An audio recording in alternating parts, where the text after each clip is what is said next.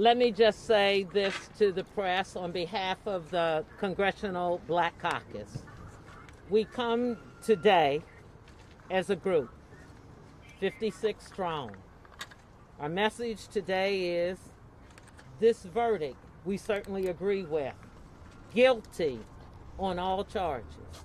But we want our message to be very clear that this is just the first step. We know clearly that justice has been delayed. So when we come today, we will continue to say all of the names. We will fight continuously for all of those who died or have been injured senselessly by law enforcement. We know that there are still the mothers, the families, the children who are shedding tears today because a verdict will not bring back their family members. While we agree today, there's so much emotion that we have collected and gathered as members of the Congressional Black Caucus. And that is why I have asked all of the members to come. And our members will afterwards give you their statements. But for our statements of the Congressional Black Caucus, we thought it best to be said that we are hopeful that today will be the catalyst to turn the pain, the agony, the justice delayed into actions that go far beyond today. We stand with the family who have suffered so much. We thought it would be good for you to also hear from Congresswoman Bush. And then I'm going to ask Congresswoman Bass to bring a few words, because we know we have the George Floyd Justice in Policing Act, and we know you have questions and we have answers. We know that today is emotional, rewarding, and Corey will speak to that. And we are joined by our Speaker Nancy Pelosi, Congressman Jim Clyburn, Congressman Hakeem Jeffries, and so many others who lead in this Congress. And it is important for us to be there, because certainly today, again, the first step, and let me be the first to say, Black lives matter. Yes. Justice matters. Yes. Transparency matters. Yes. And accountability matters. Yes. Our power, our message today. Congresswoman Bush. Thank you, Madam Chairwoman. You know, listening to the verdict and hearing guilty, guilty, guilty, as much as I want to be overjoyed, the thing is, that really should be the regular thing. It shouldn't be that there is this worldwide wait to find out what the verdict is. Because the truth of the matter is, we are Black folks in this country that are, all we're doing is saying our lives matter.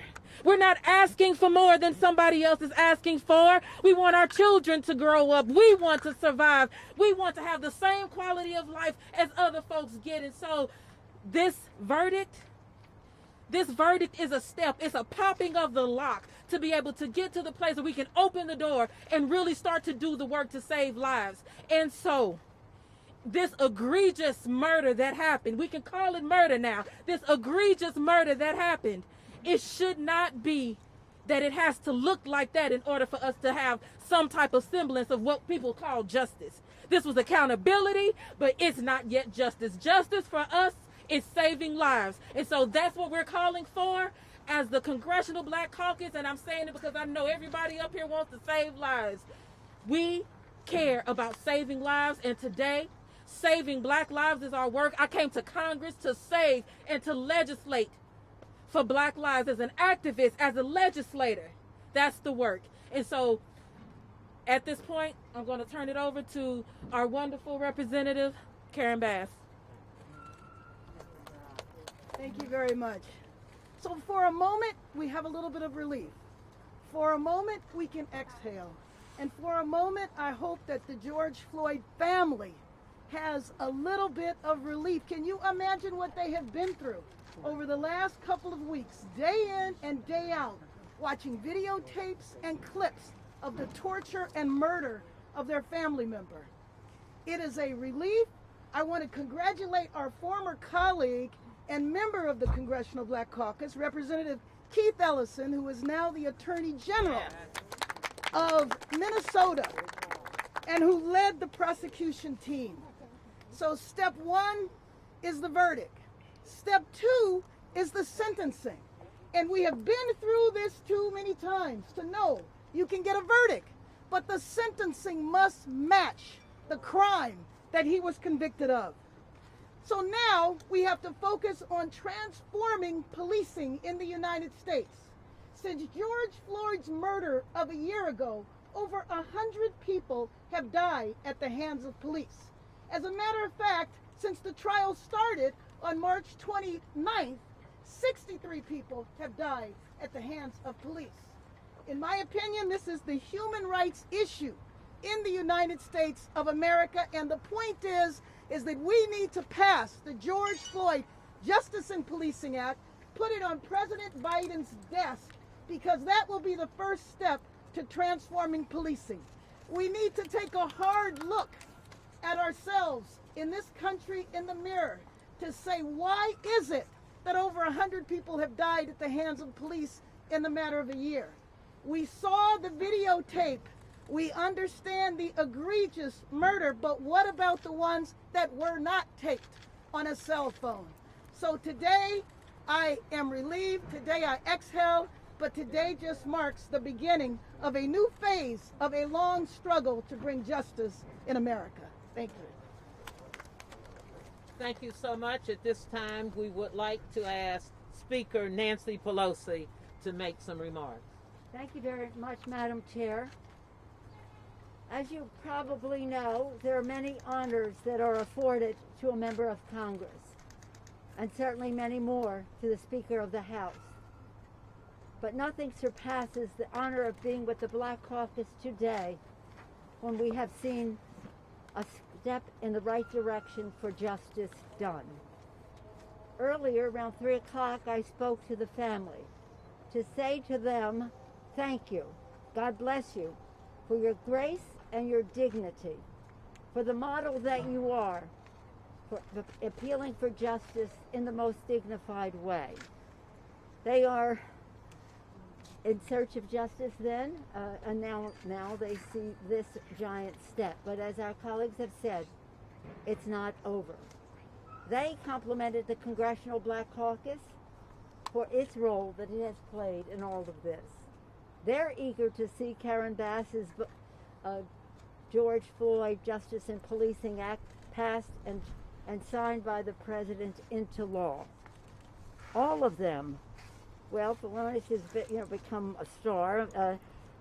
Rodney and Terrence, the brothers. Bridget is their sister.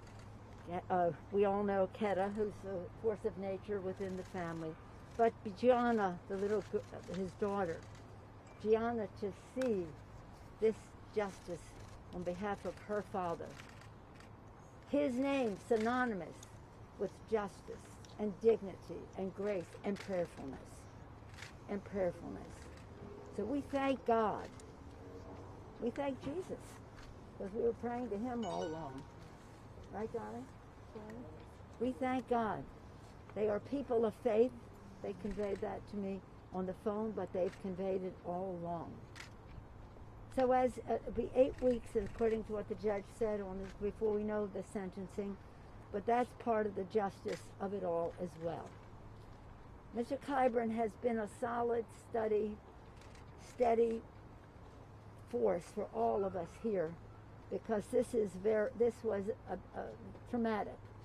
My little granddaughter, who just turned 12, she said, why is it taking so long? It didn't take that long, but we all saw it on TV. We saw it happen, and thank God the jury validated what we saw. So again, thank you, George Floyd, for sacrificing your life for justice, for being there to call out to your mom. How heartbreaking was that? Call out for your mom. I can't breathe. But because of you, and because of thousands, millions of people around the world who came out for justice, your name will always be synonymous with justice. And now we have to make sure justice prevails in the sentencing, but that's its own procedure.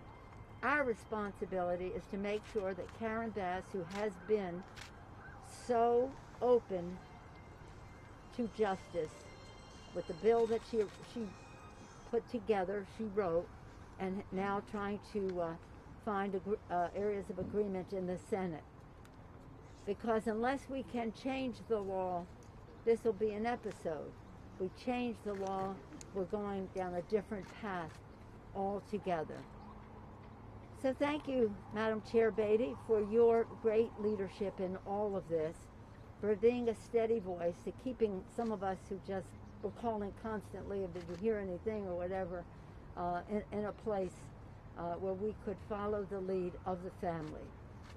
Grace, dignity, prayerfulness, but having a rage for justice, which is what we all have. With that, I yield back to the distinguished chair of the Congressional Black Caucus. And let's hear it for the Congressional Black Caucus. That's an applause line. Thank you. Thank you again, Madam Speaker. Let me close out by saying, Joyce, I'm going to... I've got to go to the floor on our suspensions. I've got to make a motion. But the speaker spoke to me. Let me just say, as I was getting ready to say, our majority leader, Steny Hoyer, has also joined us, and that he was running the floor. Let me end with this. Let me simply say, in the words of a child, George Floyd's daughter. Yesterday, several of us were in Minneapolis.